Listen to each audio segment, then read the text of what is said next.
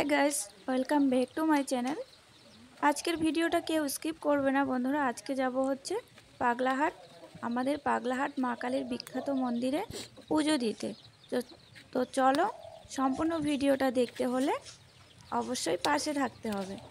সকাল সকাল উঠে পড়েছিলাম, মোটামুটি সংসারের সব কাজকর্ম সেরে ফেলেছি।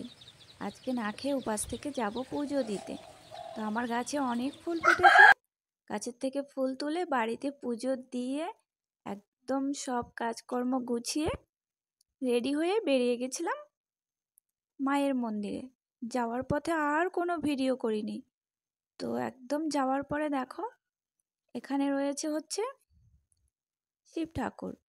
তো এখানে একটু ধূপকাঠি, একটু জল, একটু ফুল এসব দিয়ে প্রণাম করে নিচ্ছি।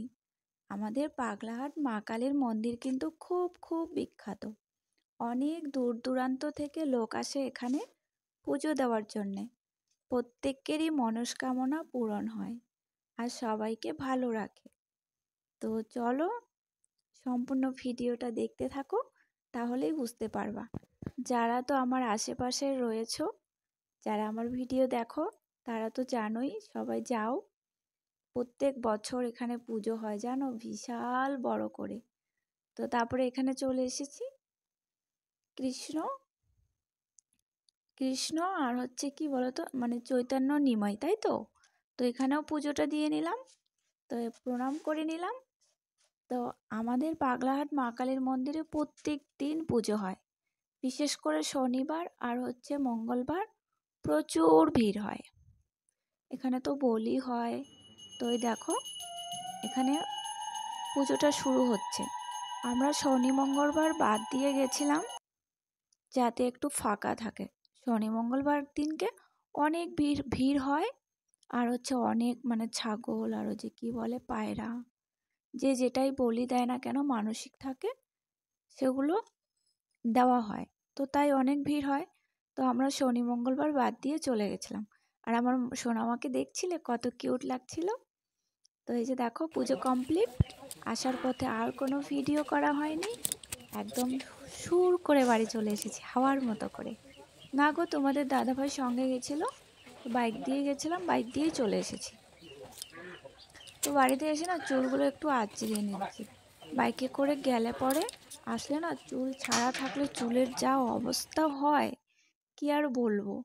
ওই তো চুল তো নেই, মাথার চুল উঠে উঠে একদম শেষ হয়ে গেছে।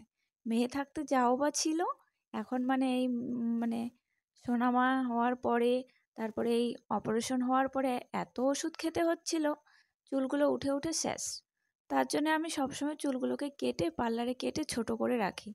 লম্বা হয়ে গেলে না আরও বেশি মানে উঠে যায়। আগে কিন্তু লম্বাই ছিল, মেয়ে থাকতে খোপা করতে পারতাম। তো তার জন্য এখন আর চুল লম্বা করা হয় না। তো চলো, এই যেখানটা একটু সপারি বাগানে চলে গেছিলাম পিছনে, ওই একটু ঢং ফং করছিলাম বাড়িতে এসে। মাম্মাও এসেছিল, ওই যে দেখো। তো এখন হচ্ছে শাড়ি চেঞ্জ করব। তো দেখো পিম করে চলে গেছিলাম পুজো দিতে। এক পিন করে শাড়ি পরতে, মানে শাড়ির আঁচলটা ছেড়ে শাড়ি পরতে আমার খুবই ভালো লাগে। কিন্তু পুজো দিতে গেছি, ওখানে শাড়ি সামলাবো না পুজো দিব বলো তো। তাই শাড়ি একদম মানে পিন করেই চলে গেছি। তো এখন একটু দেখো পিনটা ছেড়ে তোমাদেরকে দেখাচ্ছি যে আগে বেশি ভালো লাগছিল না এখন বেশি ভালো লাগছে। আর হচ্ছে গরম পড়ে গেছিলো, তাই আমি একটু হাতা কাটাই ব্লাউজ পরে গেছিলাম। শীতকাল যেহেতু কমেই গেছে, আর এই দুদিন থেকে তো প্রচুর মানে গরম পড়ছে।